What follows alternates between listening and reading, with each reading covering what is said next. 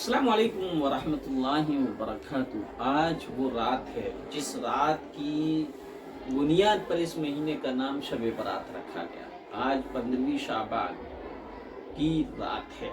14 शाबान जिसे कहते हैं, 14 शाबान के बाद जो रात आती है वो 15वीं शाबान की होती है, क्योंकि रात पहले दिन बाद में होता है। और इस रात में तमाम मुसलमान, वो किसी भी खित्ते और इलाके और मुल्क और शहर के हों, और वो मुसलमान चाहे नौजवान हो, चाहे बूढ़े हों, चाहे औरतें हों, ख़वातीन हों, सबका एक दीनी मिजाज और एक फिज़ा और माहौल हो जाता है। और सबकी ये शौक़ होता है कि उसको आज की रात में कुछ नफल इबादत करनी है, कुछ ज़िक्र व अज़कार करना है, कुछ दुआएं मांगना है, कुछ इस्तिग़फ़ार करना है और कुछ अल्लाह को मनाना है। रूठे हुए अल्लाह को मनाकर अपनी मग़फ़िरत के सामान करना है। और इसलिए लोगों का सवाल भी होता है कि सलातुत तस्बीह की नमाज कैसे पढ़ी जाए।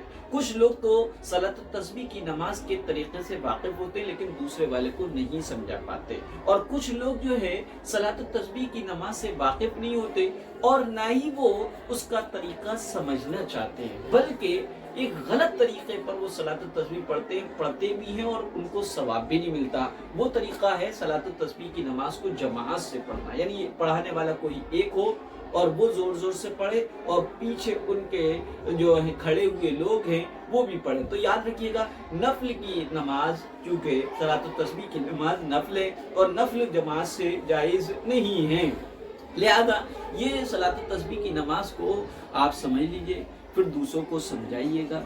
यकीनन इस वीडियो में बहुत आसान करके मैं आपको सलातुत तस्बीह का तरीक़ा बताने जा रहा हूँ, क्योंकि सलातुत तस्बीह की नमाज पढ़ना और ये हदीस से साबित है और ये जो है किसी भी वक्त पढ़ी जा सकती है।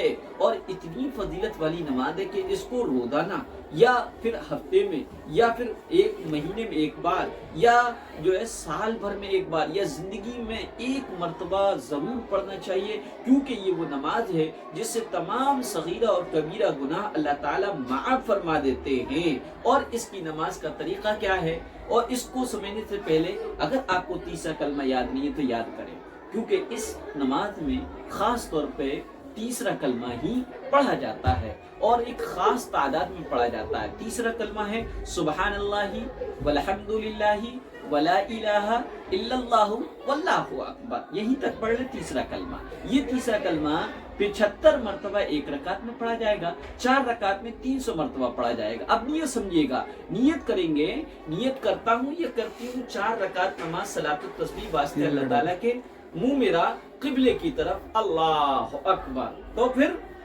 आपको अल्लाह अकबर कहकर नियत बांध लेंगे। सुबहाना पढ़ना है, यानी वही पूरा सुबहानक अल्लाहुम्मा जो आम नमाजों में पढ़ते हैं वही इस नमाज में पढ़ना है।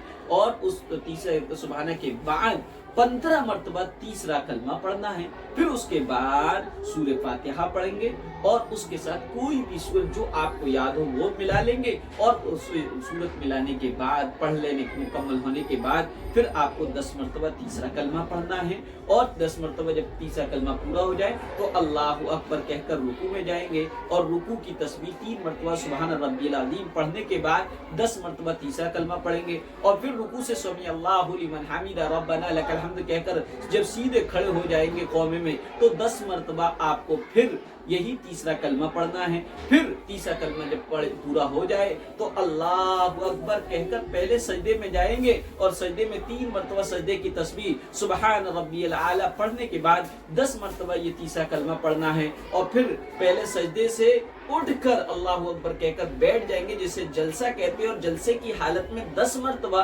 तीसरा कलमा पढ़ेंगे और फिर तीसरा कलमा मुकम्मल हो जाने के बाद फिर दूसरे सजदे में अल्लाहु अकबर कहकर जाएंगे और 3 मरतबा सजदे की तस्बीह सुबहान रब्बियल आला पढ़ने के बाद 10 मरतबा पढ़ेंगे। और इस तरह हर रकात में 75 मरतबा तीसरा कलमा पढ़ा जाएगा। फिर दूसरी रकात के लिए खड़े हो जाएंगे और इसी तरतीब से चारों रकातों में ये तीसरा कलमा 300 मरतबा मुकम्मल करेंगे।